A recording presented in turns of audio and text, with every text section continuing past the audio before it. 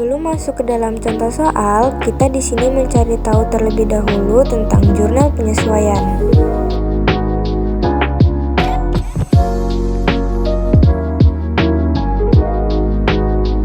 Sekarang kita langsung ke contoh soal.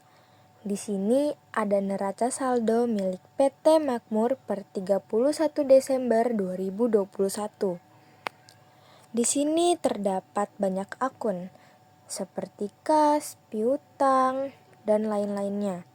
Nah, di sini kita akan membuat jurnal penyesuaian. Maka, di sini data yang dibutuhkan ada data neraca saldo dan data penyesuaian. Dan sekarang kita langsung ke data penyesuaiannya saja. Yang pertama, persediaan bahan baku pada akhir periode sebesar 148 juta. Persediaan barang dalam proses pada akhir periode sebesar 110 juta. Dan persediaan barang jadi pada akhir periode sebesar 215.200.000 rupiah. Untuk bahan baku dan bahan dalam proses masuk ke dalam ikhtisar produksi.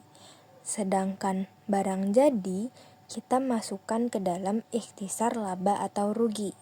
Nah, yang pertama, kita catat terlebih dahulu bahan baku awal dan barang dalam proses awal yang datanya diambil dari neraca saldo. Ya, kalau dilihat dari neraca saldo, di sini ada akun dengan nomor 1-141 dengan nama akun persediaan bahan baku dan nomor akun 1-142 dengan nama akun persediaan barang dalam proses. Dua-duanya ada di sebelah debit. Ini kita pindahkan ke dalam kredit. Debitnya berupa ikhtisar produksi. Kemudian ada persediaan bahan baku awal di sebelah kredit, nilainya kita ambil dari neraca saldo, berarti di sini 105 juta rupiah. Kemudian persediaan barang dalam proses awal di neraca saldo ada 107.500.000 rupiah. Nah, untuk cara produksi nilainya kita jumlahkan 105 juta rupiah ditambah 107.500.000 rupiah. Nilainya menjadi 212.500.000 rupiah. Ini untuk persediaan yang awal.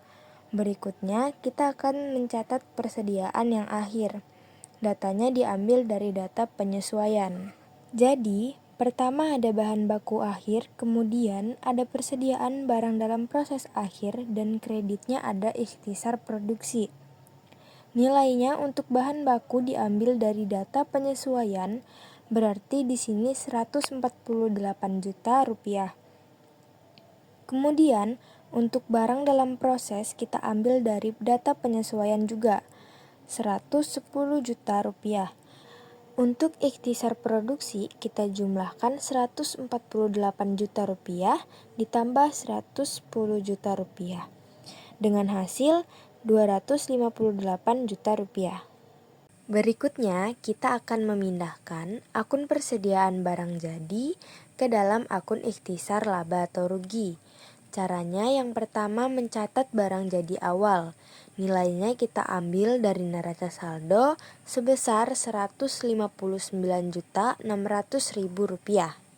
Terus, kita membuat jurnalnya ikhtisar laba atau rugi di debit sebesar 159.600.000 rupiah. Kemudian persediaan barang jadi awal di kredit sebesar 159.600.000 rupiah. Berikutnya, barang jadi akhir nilainya kita ambil dari data penyesuaian. Persediaan barang jadi akhir berada di debit sebesar 215.200.000 rupiah. Ikhtisar laba atau rugi berada di kredit sebesar 215.200.000 rupiah. Soal yang kedua, ada perlengkapan pabrik yang tersisa 15 juta. Kita lihat perlengkapan pabrik di neraca saldo sebesar 21.300.000 rupiah. Sedangkan di data penyesuaian, perlengkapan yang tersisa 15 juta rupiah. Maka kita tulis di jurnal penyesuaian yaitu beban perlengkapan pabrik di debit dan perlengkapan pabrik di kredit. Berarti perlengkapan berkurang. Kalau perlengkapan berkurang berarti kita mencari yang terpakai. Karena di data penyesuaian hanya memberitahu yang tersisa, jadi kita harus mencari tahu yang terpakai dengan cara dikurangin. Yang ada di neraca saldo dikurang dengan perlengkapan yang tersisa di data penyesuaian, yaitu Rp21.300.000 dikurang Rp15 juta. Jadi hasilnya Rp6.300.000. Soal yang ketiga, peralatan kantor disusutkan 20% dari harga perolehan. Harga perolehan peralatan kantor ini nilainya Rp13.300.000.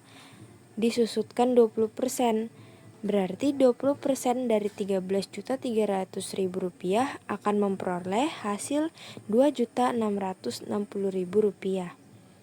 Sehingga untuk data penyesuaian yang ketiga, kita buat jurnal penyesuaiannya.